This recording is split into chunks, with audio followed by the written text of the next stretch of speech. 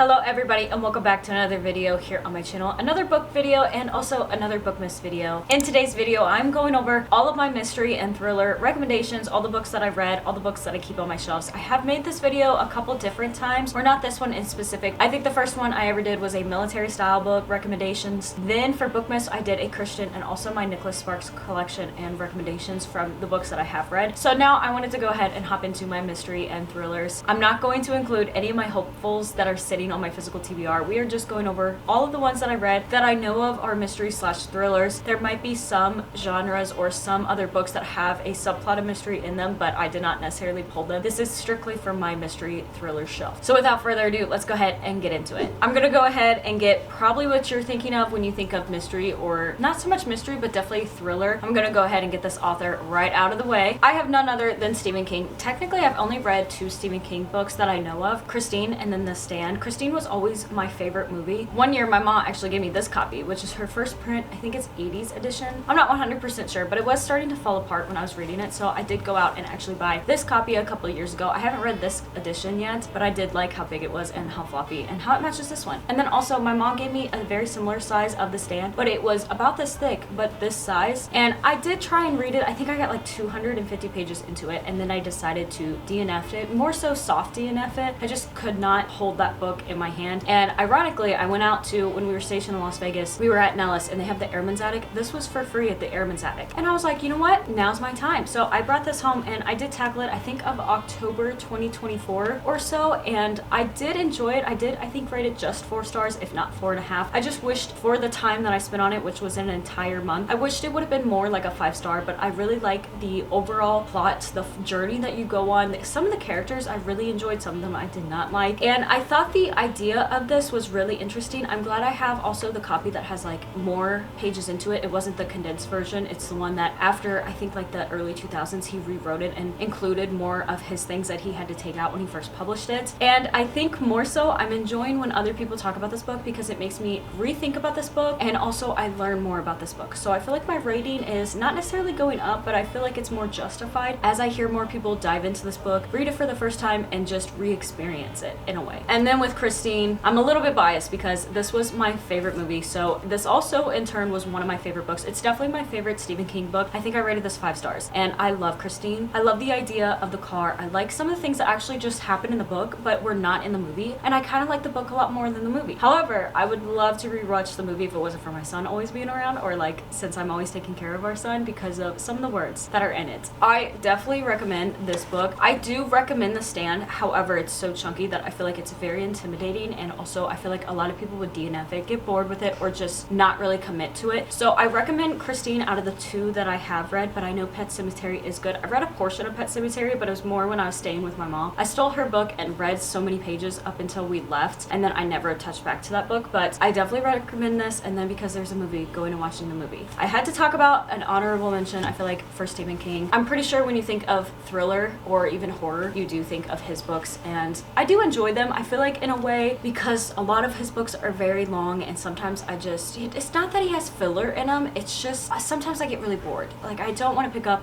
a lot of his books. I think I have 3 of his books sitting on my physical TBR. Don't necessarily want to go and tackle them because it's going to take me a lot longer to read them, and I just feel like I'm not really in his mindset as much, or like in the mindset to read his books, because when I'm reading them I really enjoy his stories, and also because they're so chaotic, so crazy, and just nightmarish in a way, like sleep paralysis in a way, some of them. And there's so many good stories and so many good movies that you can read the stories and then go into the movies, or if you've seen the movies then you could probably pick up the book and learn more, like how Christine is, because I watched this very young into my life. You could watch the movie and then go into the book and learn more about it that was actually way different than the movie. But I did just want to talk about this because of course of who it is. Next, I'm going to go into more so some standalones. I'm just going to go right from the top. The first book that I have is The Girl on the Train. I picked this up because I've seen it in almost every single thrift store I ever went into. I don't remember exactly what I rated it. It might have been a high 3 star or it was a 4 star, but let me just tell you, I actually really enjoyed this. It was one of those that I was like, maybe because it's in thrift stores, people didn't like it that much. Like, they got rid of it for a reason. For a while, I just didn't want to pick it up. I feel like I got in my own head, and when I finally picked it up, I really enjoyed it. You have this main character, if I'm not mistaken, and I think she's an alcoholic, and she gets on this train and she witnesses something, and it's somewhere either down her old street where she used to live, where her ex-husband lives, or something like that. Like, she knew of this street and she seen something, so she ends up going to her ex and she's trying to make him believe, and then nobody's understanding. And you also get this where she almost blacks out in a way, so you have to try and connect the dots yourself. And it's one of those like, oh, did she do it? Did somebody else do it? What's going on in this mystery? Like, what is happening in this book? And for the time that I picked it up, I really enjoyed it. I think I was reading like a thrillers in a week video, and it was one of those that I think, for it being in thrift stores all over the place, I would definitely recommend it. For me at least, it was a fast-paced, easy read. And then next, I do have the guest list, and I think I just rated this 3 stars. I did enjoy it to a point, but it's not my favorite. I think it could have been done a little bit better, but I know Lucy Foley is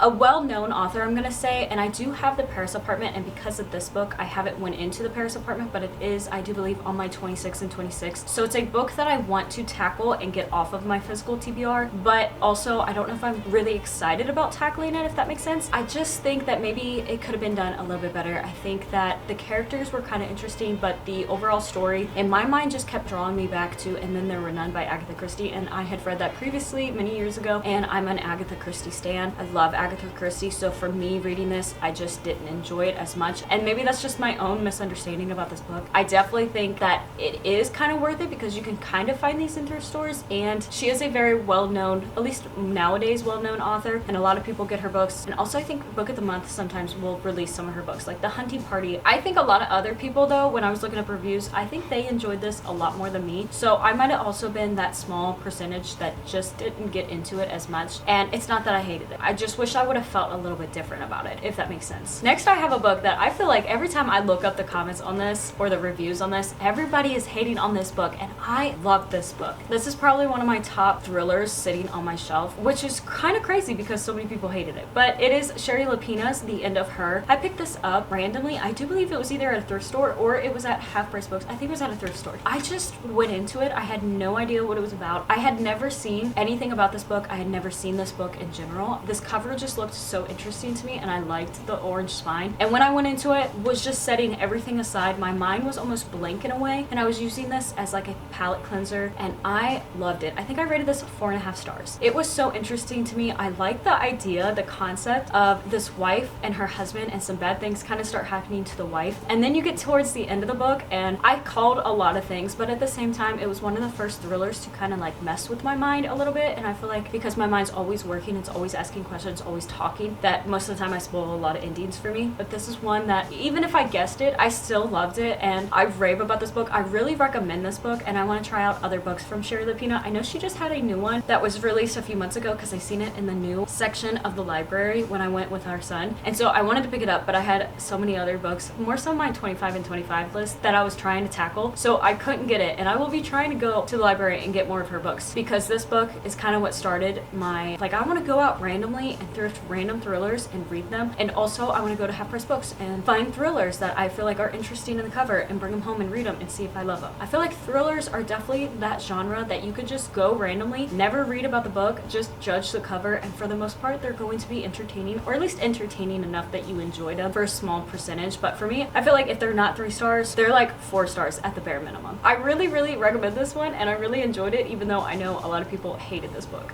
And then we have a book that last year for Half Price Books for my birthday I picked up thinking that it was just like The End of Her is from the same author, but I couldn't remember her name, and I don't think I had service at the time, so I wasn't able to look up that author to see exactly. And this is by Nicola Sanders. It is Don't Let Her Stay. I think I just read this year, if not at the end of last year. I loved it. It is one of those that, just like the last one, I put everything aside. I had no thoughts going into it, especially because it wasn't who I thought it was, so trying out a new author in a way. And the reviews on this one as well are not that good. Some people really hated the main character, and I'm not gonna lie. Was this book, or were certain people in this book kind of annoying from time to time? Yes. However, because it was a thriller and I just wasn't worrying about anything that I was reading, I wasn't really judging anything too harshly, I really enjoyed it. And also the ending of this book almost made me feel like sick. Like I had to think about it for a while, and there's a couple reviews that are very similar to that feeling, and I had to think about it because it just almost made me feel a little like icky in a way, like, oh my gosh, this really happened when maybe she should not have done this. And if you read this book, then you know what happens at the end of it. But we do have this main character, and her husband, I think they just had a baby, and then all of a sudden his daughter, who's like 21 or so, wants to kind of move in with him, and that is not from their relationship, it's from a previous relationship. And so she ends up moving in. The father's so excited, and he's like, oh, I love you, let's like make a family, but he's also uncomfortable from time to time, and she's acting a weird, kind of crazy way. The wife is starting to get very, almost like she's having a mental breakdown in a way, because she's losing track of things. She keeps forgetting things. She's getting told things wrong. She's believing that this daughter is evil, that she's out to get her. There's so many different things that keep happening. And then of course there's like a strain between the husband and the wife, and just some of the things that happen, and especially at the end of this book, how everything flips. And I was just like, hold on, this is not how it's gonna end. This is not how my mind's seen it coming. And then we get to the real ending and I'm like, hold on.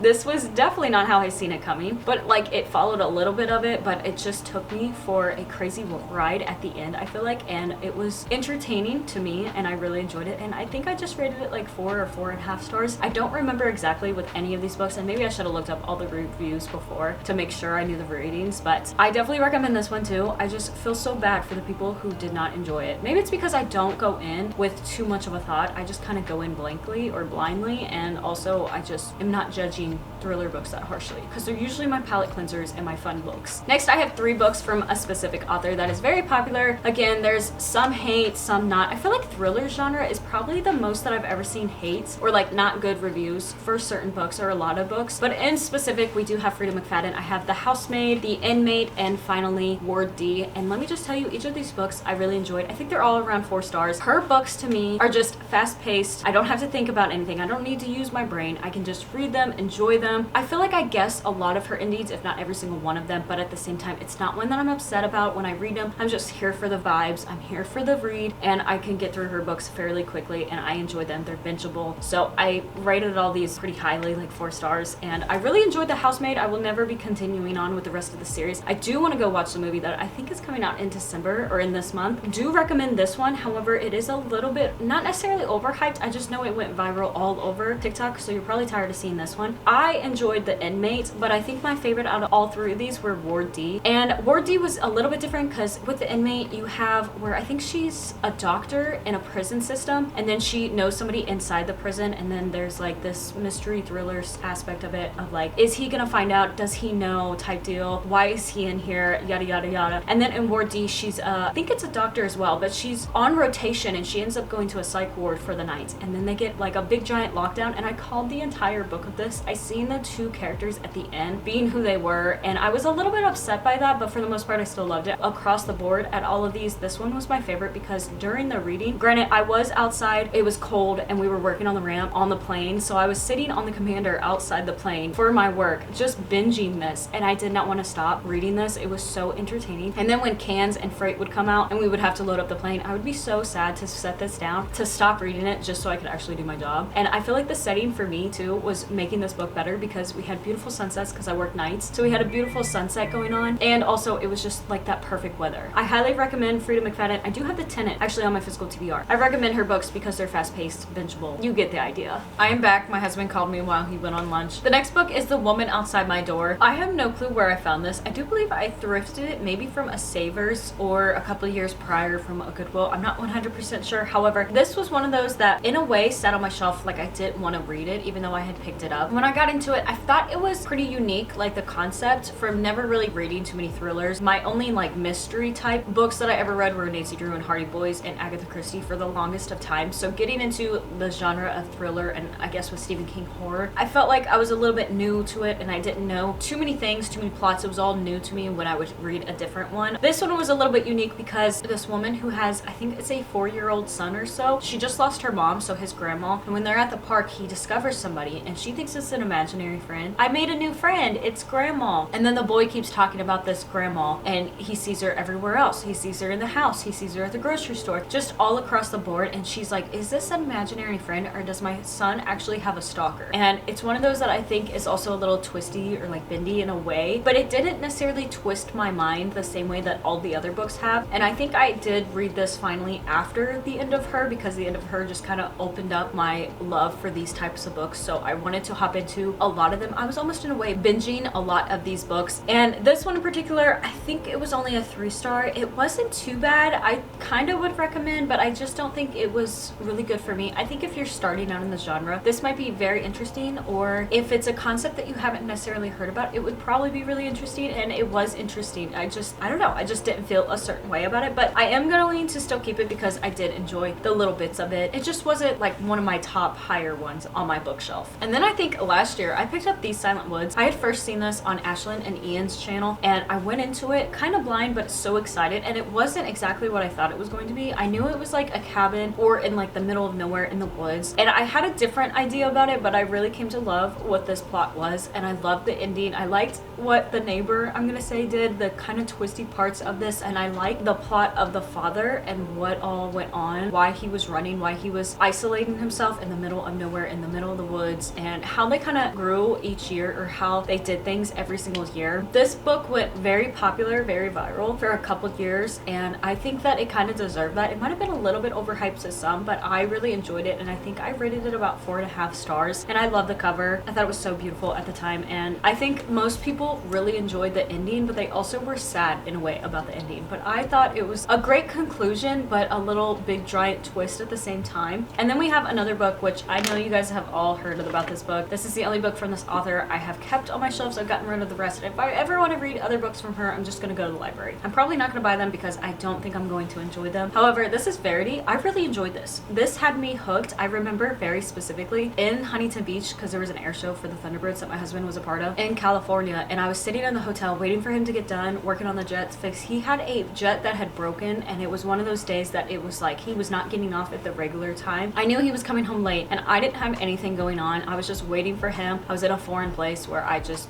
didn't really want to go anywhere, and I also had my truck out there, so I was not necessarily joyriding my truck out there in California and potentially getting pulled over because of their strict laws. I'm just gonna say, if you know what I mean, you know what I mean. So I did end up binging, I think I'm gonna say like 75% of this book out there. I was on vacation in a way. I was out by the beach, but I was in a hotel, but we could still like smell and hear the beach in a way. I just was in a hotel room, and the vibes were just there. I felt like this was such a great experience for me reading this book. I enjoyed the plot. There are some things about this book that I don't like. I know it's kind of like overhyped, but I really loved this entire book. I loved how I felt while reading it. I was kind of on edge. I did call some things, of course. There were some things that I just didn't see, and I thought it was so interesting, and this is definitely her better work out of all the other stuff that I ever read, which was the Baby Someday series, It Ends With Us series, and I think that might be it. I haven't read too much Colleen Hoover. This was definitely her best that I had ever read, and that is why it's staying on my shelf. And I do recommend this within reason. Like, I recommend this to a certain age. You have to definitely be an adult, in my opinion, because there's some things that I don't think, even as like a high schooler, that you should be reading about, and that's the problem with some of these books going viral. For me, this is very much an adult book. Like I said, there were some scenes that I kind of like skipped, and I just was not prepared for. And one thing I didn't like though is I found at a Savers, I do believe, it was the gold version. I think it was a Barnes & Noble's edition that had the extra chapter, the bonus chapter at the end of it, and I've read that chapter. I hated that chapter. That was not interesting to me. I don't know why she ever wrote an extra chapter when it was like that. I guess some editions, they want extra stuff in there so that maybe you'll buy those editions. I didn't like that one, so I did keep this one, and I was contemplating to keep the hardcover and then give my mom this copy because I wanted to give her one of them so she could read them. I ended up sticking with this one, and I gave her the worst copy, in my opinion, the worst one. And I do believe I did rate this 5 stars for the vibes, for the feeling, especially being on vacation. It was definitely a 5-star read for me at the moment, and I like the cover. I like how the cover symbolizes something that happens in the book, and also the kind of like, are you team script or are you team this? I did like that because it was almost like with Twilight, team Jacob or team Edward, where some people were like, no, no, no, this is the real reason, this is what happened, or this is what I think happened. And then you got the other people who are like, no, she wrote this down. And it was just funny at the time when this was viral to kind of see people fighting about it in the comments and then having good solid points from each side. And I thought it was so interesting, and it was very entertaining, and I loved that part about it. I feel like you had to be there when this was viral in order to understand that.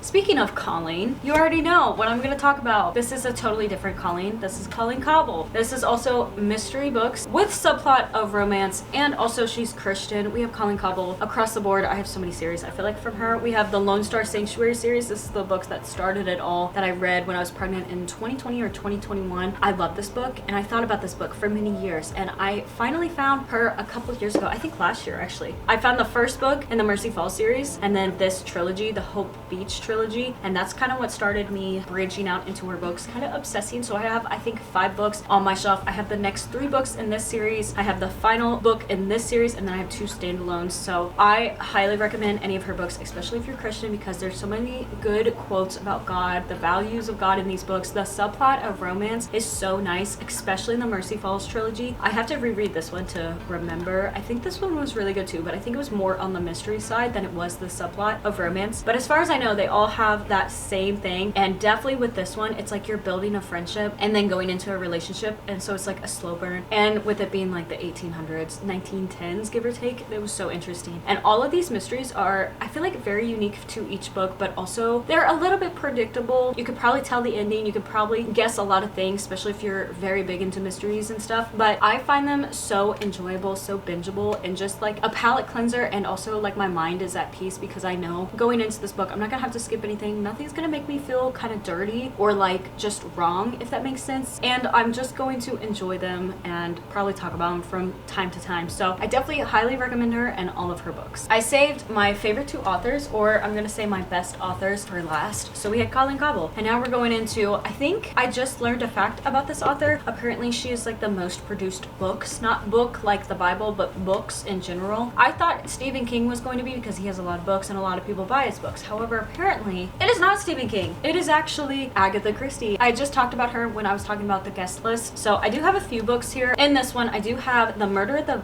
Vicarage or Vicarage. I don't remember exactly how to say that. We also have Sad Cypress, N or M, Towards Zero, or Dead Man's Folly. And I've only read so far N or M, so I want to tackle more of this. Then I have this amazing collection story, and I love this inside. I think I found this one at a Savers, and you can find a lot of these, but they're so expensive to find like a whole collection. In a way, they're, I'm gonna say, like $50 to $100, unless you can find a really cheap one. But this one is Pyro Loses a Client. I don't remember how to pronounce this actual word, but Pyro or Piro or something like that. I really enjoyed this book as well. Then I have Crooked House. I have not actually read this one just yet. And Then There Were None, and also Agatha Christie's The Mouse and Other Plays. In my opinion, Agatha Christie is the queen of mystery books. She has so many amazing plots in my mind, and also just her stories are so entertaining and kind of bingeable at the same time. I think I've read most of And Then There Were None in one solid sitting, if not in one day. And it was one of those that I could not guess who it was. This was one of those books that for the life of me, even though my mind was ticking a million miles an hour, I could not figure out who the actual person was at the end. I had guessed one person and I was like, oh my gosh, it's right, because it started to be right. And of course then it was like, no,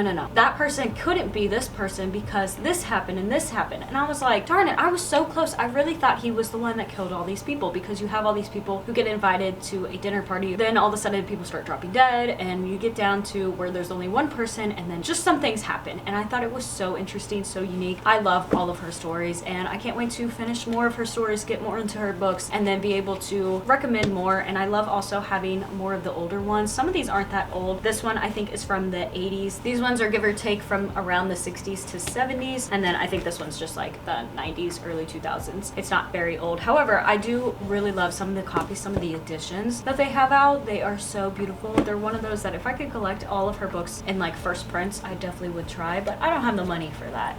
That is everything I have for my mystery and thriller book recommendations video. I hope you guys all enjoyed this. If you're curious about any other video, go ahead and click the playlist down in my description, or just go to my profile. I'm posting a lot, probably about 30 times a week for Bookmas, so I'll have a lot of book videos being put out this month. I hope to see you in another video here on my channel. Merry Christmas and God bless.